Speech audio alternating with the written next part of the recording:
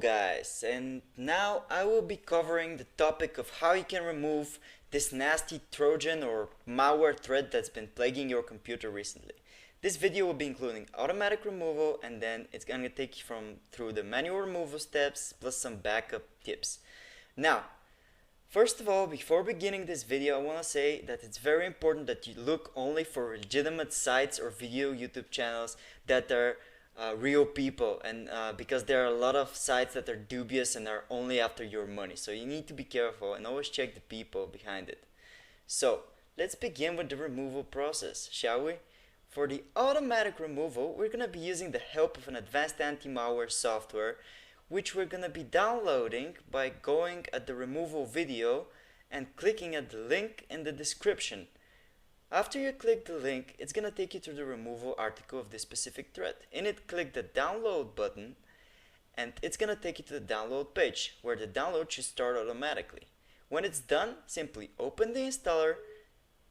It's going to take you through a language and installation steps process. Simply follow those steps, agree with the license terms, and then click accept and install.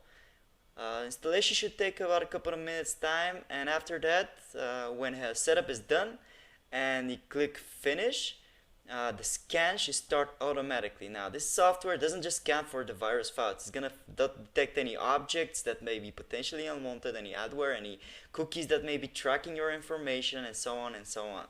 And scan should take a bit of time, and when it's done, simply you have to select all the objects that are viruses and click on the next or fix now button, and the software will take care of them. Easy as that, guys. So for the manual removal, you need to have some experience in removing threads. Now, before beginning the removal, I highly suggest that you back up your files, whatever they are, especially the important files. Simply, you can copy them on a flash drive, you can upload them to the cloud. Doesn't matter, really, it doesn't matter. It's good to have a backup because you never know what's around the corner, guys. Any moment your computer can break down and anything can happen. Let's say. After you've backed up the files, it's time to enable the visibility of the hidden files which the virus may be concealing from you. To do that, you're going to open the search and you're going to type show hidden files and folders, and then you're going to have to click on it. It's going to open the settings, and then you're going to click on the show hidden files, folders and drives option, then click on apply, and then click on OK to accept the setting. And that's it. Now all that's need to be done is to find the files. To do that, simply open your computer and on the search bar on top right, type file extension and then the extension of the file. In this case, we have set up an example file which is exe file called example virus file. Imagine that this example virus file is the virus name. You're gonna type the name after that, and then you're gonna hit enter. And as you can see, it's loading up there, and it's gonna find the file, whatever it is on your computer. Windows is gonna do that for you, and then you have to select the file and simply remove it. That's it. Now, another way to set up that and to find the virus file, if you don't know, is to always check our article in the description.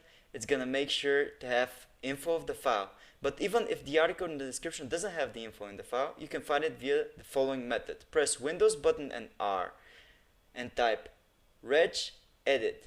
Now we're gonna have to remove any registries that viruses usually create on your computer from the registry editor. But first, let's back it up by clicking on File and Export.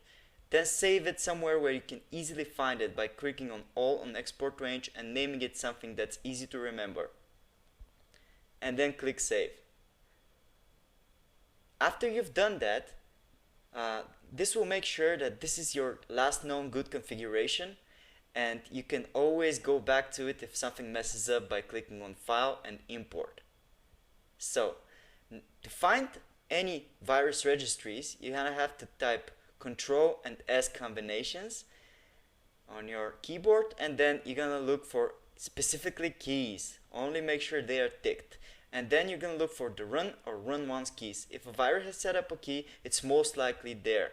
Now, in those keys, the virus should usually have a value. If you right click on the value, you can easily delete the key, and this will stop the virus from automatically running. Plus it can help you find the virus file location. So, thanks for watching guys. Make sure to like if you found it useful.